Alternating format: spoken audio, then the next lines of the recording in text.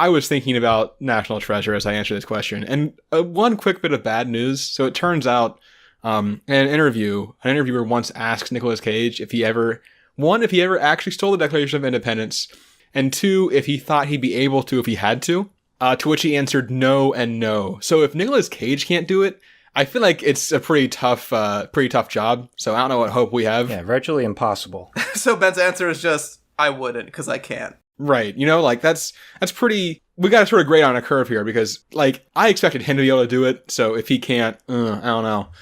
So I went down a similar path to Marcus, kind of. Well, I guess first off, I realized that, much like Chris, I realized you're going to have to replace it. But I don't think that a replacement that's just like the replica that you buy at the gift shop is going to be quite good enough. But I did find that there are at least 2 listed entries for screen-used replicas from National Treasure on yourprops.com, what they call the world's largest museum for movie props and costumes. It's basically just a place where collectors brag about what they have. Those are probably pretty good. That's why I figure. So there's at least 2. So you have to find either M. Brummett or film fans and either get them in on the job or do a little, sub heist first to steal it off of them. Steal the fake Declaration of Independence. What if you just bought it? You could also buy it. Is probably a better idea than either of those. Not with your credit card, though. Right. You can use that to track you. Still use with cash. $10. Always $10 cash. $10 cash. Final offer. It's probably going to be more than $10. That's how much. Wait, that's how much Nicolas Cage paid for it. I don't know why we would pay more. That's your argument to them when you buy it. It's like, I know the market price for this. It's $10. It was in the movie. Here's a recording of it.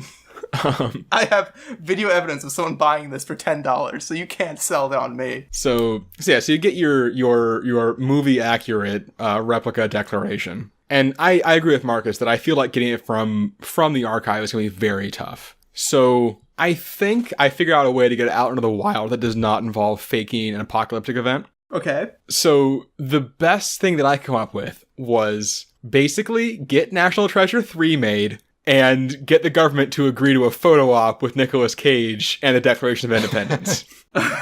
Which they would probably do because they've taken some PR hits recently and they could use some good press. So apparently the internet is very into the idea of National Treasure 3, so there's definitely a market for it. So I don't think it would take too much doing to get that going. And then, so obviously, they're going to take it out in that glass enclosure they used to move it. You just fake up a mock version of that and have it with your replica inside on site. And the very important key to all of this is that you think back to Nicolas Cage saying no and no to that question. When I think about that answer, I think he wants to. I think we can get Nick Cage in on this plan. I think you have to look at his eyes in there. Video. Nicolas Cage, he is a driven man. He is a little bit crazy, I think. Just a little bit. A little bit. Tiny bit. I mean, you can always threaten him with bees. I think he would do it. I think he would do it if you asked him. If you had a good plan. If you asked nicely. If you said please. Exactly. So you have this photo op, they have the declaration there, and you got to get Nick Cage to have a distraction. So I was thinking, I didn't really think go too far on this, maybe like choke on a chicken bone, I don't know, but something where it looks like he's in peril because like bees, like bees, it could be bees. You threw a beehive onto the stage. We know that he's not a fan of bees, and once again, the government has taken some real PR hits. If they were like hosting an event and Nicolas Cage died at that event, that would be a real bad look for them. So they're gonna try really hard. Once whatever the distraction is, they're gonna like go all at it, trying to get Nicolas Cage safe. And in that confusion, that's when quickly you just swap out your replica with the real one when no one's looking.